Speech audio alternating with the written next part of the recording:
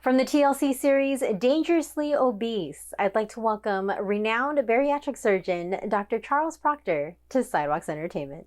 Hi, Dr. Procter. Thank you so much for joining us. Hi, Lori. Good morning. Thanks for having me. You have over 20 years experience in your craft with a long list of achievements. When you reflect back to the beginning of your career, when you went into medicine, what inspired your choice of specialty? What inspired you to become a surgeon and focus on helping patients with weight loss? I think the answer goes back to my father, who is also a surgeon, who has been fascinated and practiced bariatric surgery since he was in training years and years ago. In fact, when I came out of my own training, my plan was to become a trauma surgeon. And it was my father who called me up one day and said, listen, I get where you're going with this, but it's one of those things that it's difficult. It's a difficult lifestyle to maintain for a long time. And I really have a lot of respect for the trauma surgeons out there. He suggested that I come join him, that he and his partner would teach me how to do weight loss surgery, something I had not been exposed to as a resident, as a trainee. And once I saw what it was all about, saw not only the surgery, but the transformation that patients went through, I just became hooked. So, what caught your interest in sharing your work and knowledge with the world through the reality medical series, Dangerously Obese?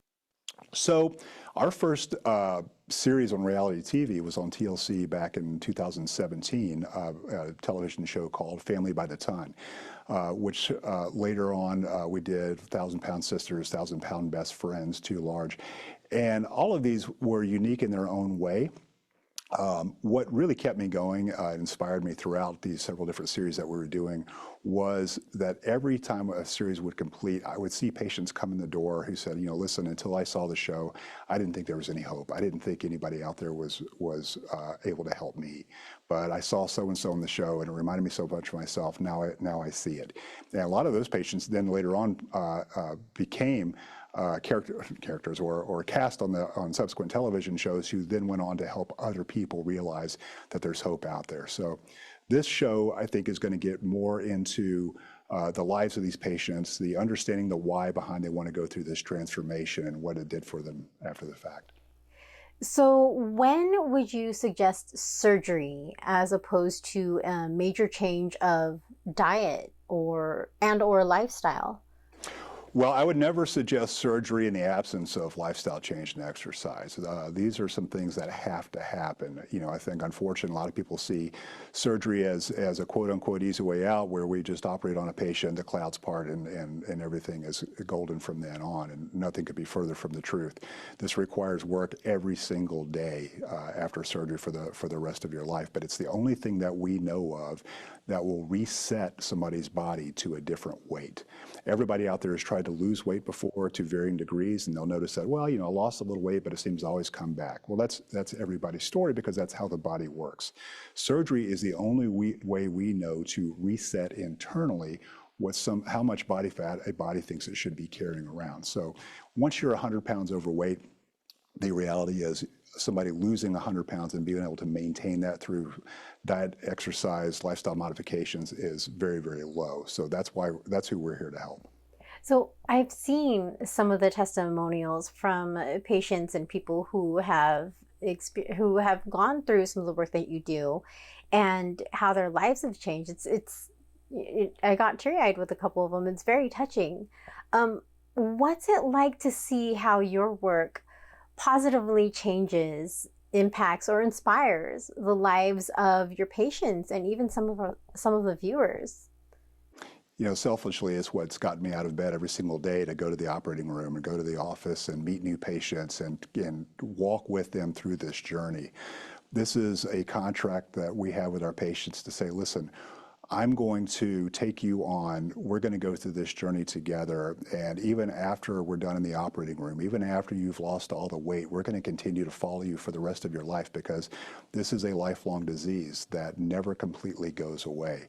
And to be able to follow those patients for years and years and years and watch them achieve the hopes and dreams I always had. I ran a marathon for the first time. I had a child for the first time. I rode an airplane, and I did need a seatbelt extender for the first time. And be able to maintain that and see this lifestyle change forever, that's just unbelievably rewarding. So, at the end of the long day of work, when you have some free time to relax, what are some of your hobbies that you like to enjoy when you do have free time? Well, I've got three boys. I'm married to a wonderful lady named Nirali, who's a pediatric dentist, and certainly she and I like to spend as much time as we can together. We have two boys that are in college right now at University of Georgia. We try to go over and visit as much as we can, and I have a junior in high school. So, my favorite golf foursome is to take the three boys out and go play with them, and it becomes less and less of an opportunity nowadays with them growing up. So any opportunity I can get to do that, I thoroughly enjoy. Beautiful, beautiful. So, one last question before we wrap, and this is kind of just a fun question for your fans.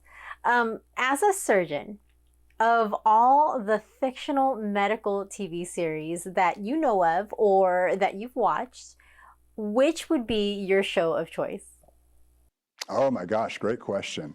I really like Noah Wiley's new show, The Pit. I think that's fantastic. It sort of shows his character back, what we all knew from ER, and him having become an attending, although the two shows are, really not supposed to be related. But I really think he's done a great job, and I think they've addressed some real issues on that show and without too much dramatization. So I think that would be my favorite one right now.